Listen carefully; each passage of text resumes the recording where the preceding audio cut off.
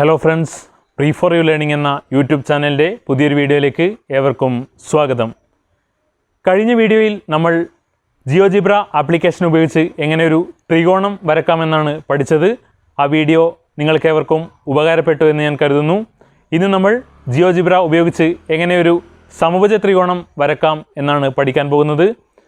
സമഭുജ ത്രികോണം എന്താണെന്ന് നിങ്ങൾക്ക് അറിയാം. അതായത് 3 കോണുകളും 3 വശങ്ങളും തുല്യമായ ത്രികോണമാണ് സമഭുജ ത്രികോണം. അത്തരത്തിലുള്ള ഒരു ത്രികോണം വരയ്ക്കാൻ ജിയോജിബ്രയിൽ വരക്കുമ്പോൾ നമ്മൾ ചില കാര്യങ്ങൾ ശ്രദ്ധിക്കേണ്ടതായുണ്ട്. നമുക്ക് വീഡിയോയിലേക്ക് കടക്കാം. എല്ലാവരും വീഡിയോ സ്കിപ്പ് ചെയ്യാതെ കാണുക. ആദ്യം തന്നെ ആപ്ലിക്കേഷൻ എഡ്യൂക്കേഷൻ എന്ന ഓപ്ഷൻ വഴി ജിയോജിബ്ര ഓപ്പൺ ചെയ്യുക.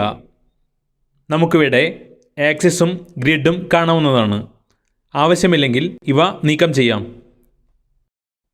എന്നാൽ സമഭുജ ത്രികോണം നിർമ്മിക്കുന്നതിനാൽ നമ്മൾ ഈ ആക്സിസ് ഇപ്പോൾ നീക്കം ചെയ്യുന്നില്ല.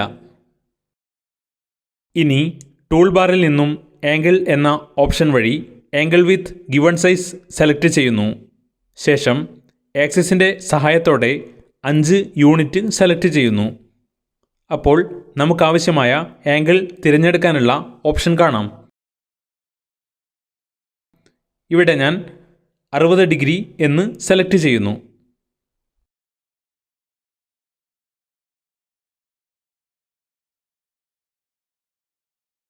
ഇപ്പോൾ A' എന്ന മൂന്നാമതൊരു ബിന്ദു കൂടി വന്നിട്ടുണ്ട്.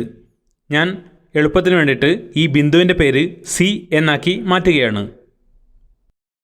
ഇനി പോളിഗൺ ടൂളിൽ നിന്നും പോളിഗൺ സെലക്ട് ചെയ്ത് ഈ 3 ബിന്ദുക്കൾ ചേർത്ത് ഒരു ത്രികോണം നിർമ്മിക്കുന്നു. ശേഷം ആക്സിസ് നീക്കം ചെയ്യുന്നു. കോൺ ബിയിൽ ആൽഫ ഈക്വൽ ടു 60 ഡിഗ്രി എന്ന് കൊടുത്തിട്ടുള്ളത് ഞാൻ തത്കാലം നീക്കം ചെയ്യുകയാണ്. ഇപ്പോൾ എല്ലാ വശങ്ങളുടെയും അളവുകൾ 5 യൂണിറ്റ് എന്ന് ഇവിടെ കാണാവുന്നതാണ്. ഇനി ത്രികോണത്തിൻ്റെ മേലെ തന്നെ വശങ്ങളുടെ അളവ് കാണണമെങ്കിൽ ആംഗിൾ ടൂളിൽ നിന്ന് ഡിസ്റ്റൻസ് ഓർ ലെങ്ത് എന്ന ഓപ്ഷൻ സെലക്ട് ചെയ്ത് ഓരോ വശത്തിൻ്റെയും മീതെ ക്ലിക്ക് ചെയ്താൽ മതി. ശേഷം ആംഗിൾ ടൂളിൽ നിന്നും ആംഗിൾ എന്ന ഓപ്ഷൻ തിരഞ്ഞെടുത്ത് ഏതെങ്കിലും ഒരു കോണിനകത്ത് മൗസ് ക്ലിക്ക് ചെയ്താൽ എല്ലാ കോണുകളുടെയും അളവ് കണ്ടെത്താം. ഇവിടെ എല്ലാ കോണുകളും 60 ഡിഗ്രി വീതമായിരിക്കും. ഇപ്പോൾ എല്ലാ വശങ്ങളുടെയും അളവുകൾ തുല്യമായ ഒരു സമഭുജ ത്രികോണം നമുക്ക് കിട്ടിയിട്ടുണ്ട്. ആവശ്യമെങ്കിൽ മൂവ് ടൂൾ ഉപയോഗിച്ച് കോണുകളുടെയും വശങ്ങളുടെയും പേരുകൾ ചിട്ടയായി ക്രമീകരിക്കാൻ സാധിക്കും. ഇങ്ങനെ വളരെ എളുപ്പത്തിൽ ജിയോജിബ്രയിൽ നമുക്കൊരു സമഭുജ ത്രികോണം നിർമ്മിക്കാവുന്നതാണ്.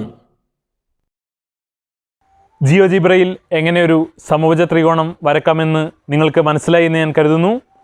വീഡിയോ ഇഷ്ടമായെങ്കിൽ ലൈക്ക് ചെയ്യുക, കമൻറ്റ് ചെയ്യുക, ചാനൽ സബ്സ്ക്രൈബ് ചെയ്യുക. പുതിയൊരു വീഡിയോയുമായി വീണ്ടും കാണാം. അതുവരെ ബൈ.